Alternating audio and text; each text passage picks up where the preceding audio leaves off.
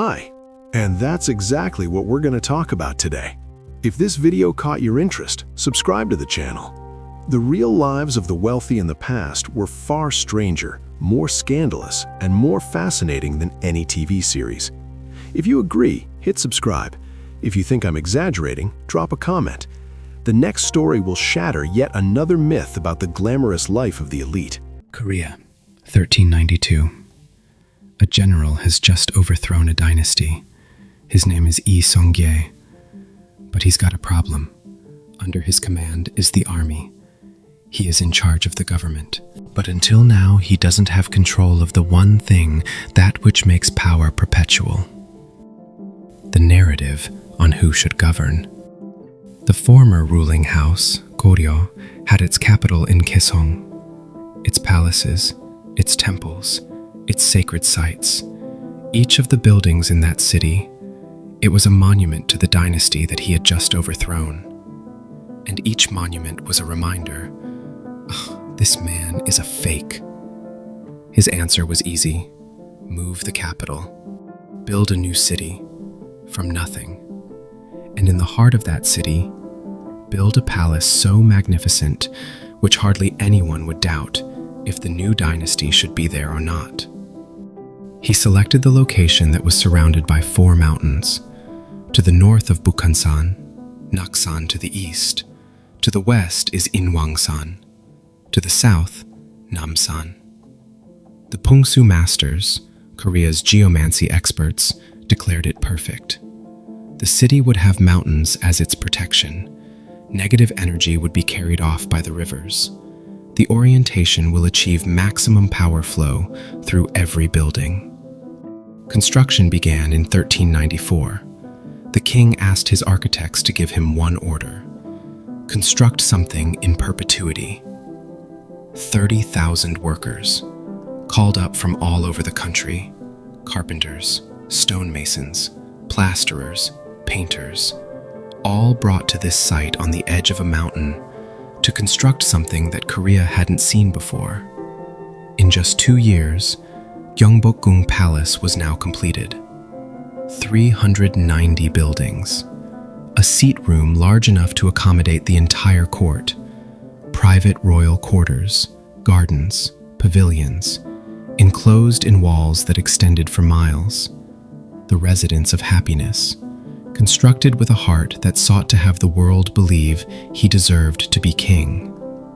And it worked. The Joseon dynasty lasted 518 years. The building of Gyeongbokgung was no ordinary construction work. It was a mobilization of a whole nation. 30,000 construction workers at the height of the construction job. Not volunteers, laborers recruited by the government. Yoyok. Men were kidnapped from the countryside and villages and was instructed to go to the site of the construction project, under penalty of penalty. They labored during the winter, through summer heat, using tools which are familiar today, chisels, mallets, saws, however, not with any machinery. The key to modern construction. All the stones were hand-cut.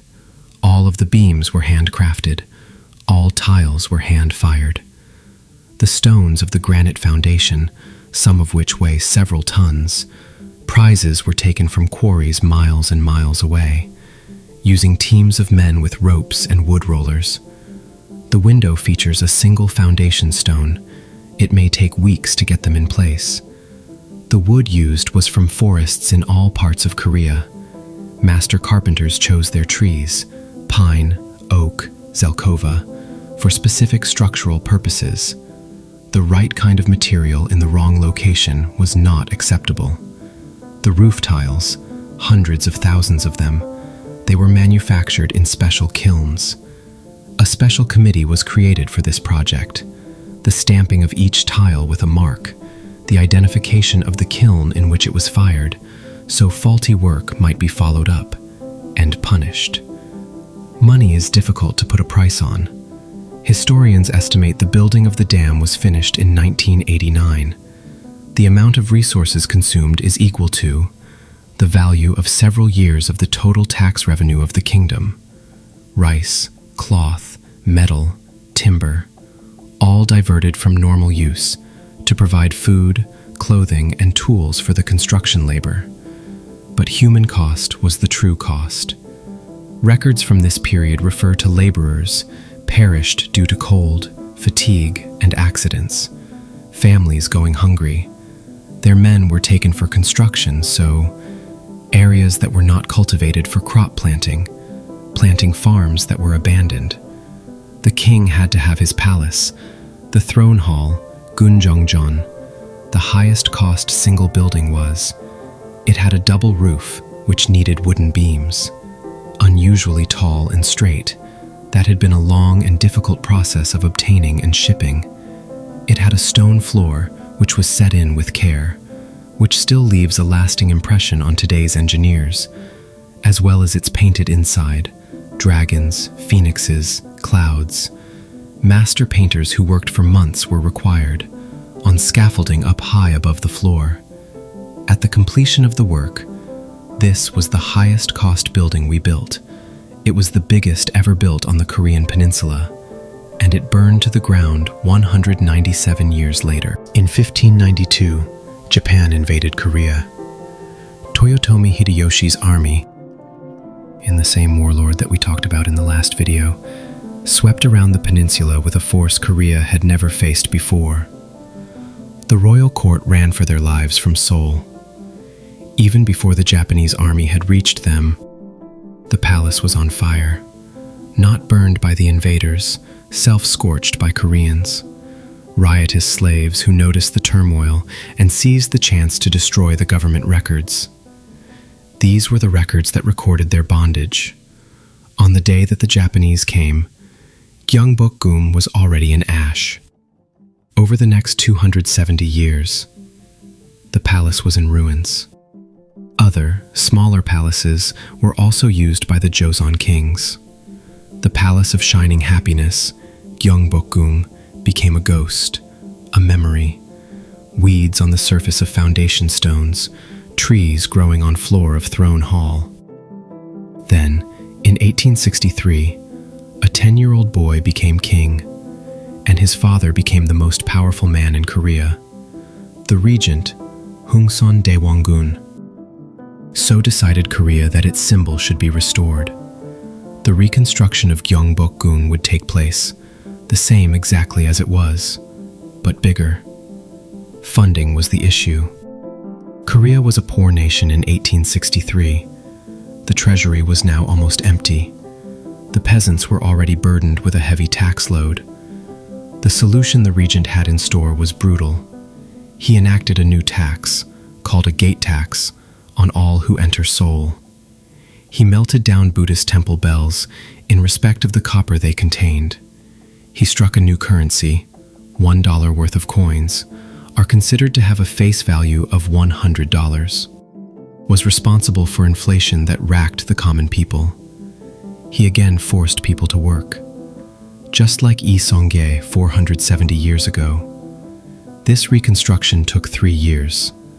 When it was complete in 1868, the size of Gyeongbokgung was greater than ever. Over 500 buildings, 7,700 rooms, the most ambitious construction project ever of the 19th century in Korea.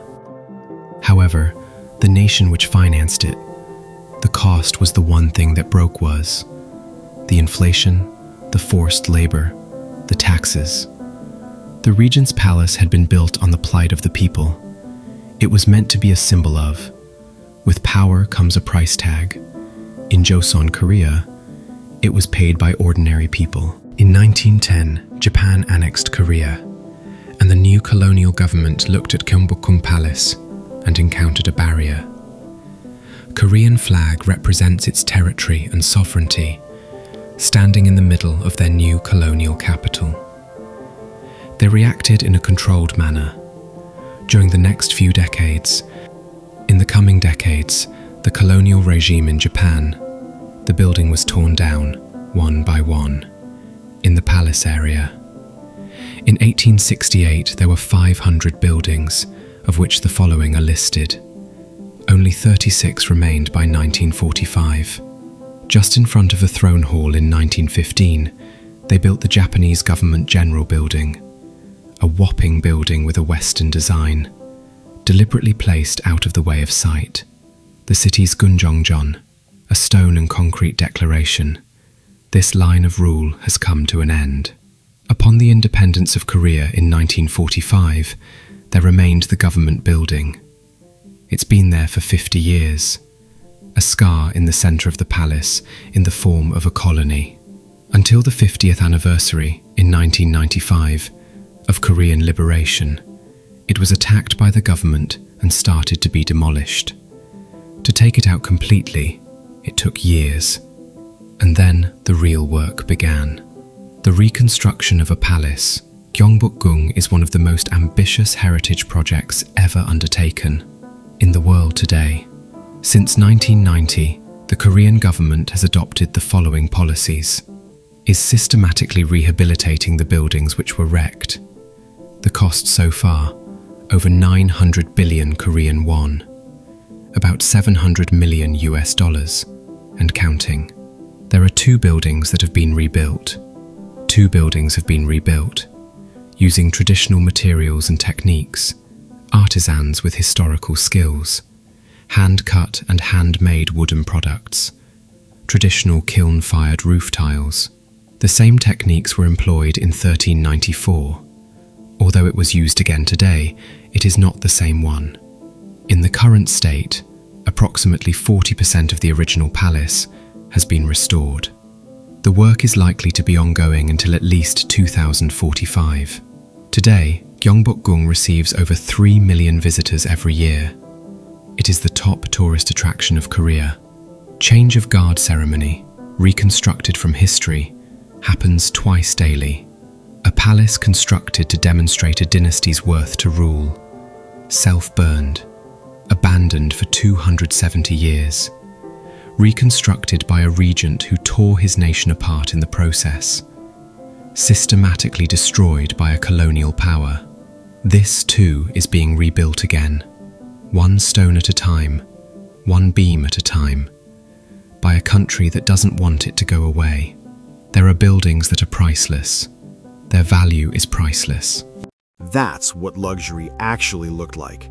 Not what they put in the history books, what really happened behind closed doors. Drop a comment. Which civilization do you think lived the most extravagant life? I read every single one. Subscribe for the next story, and I'll see you there. Bye.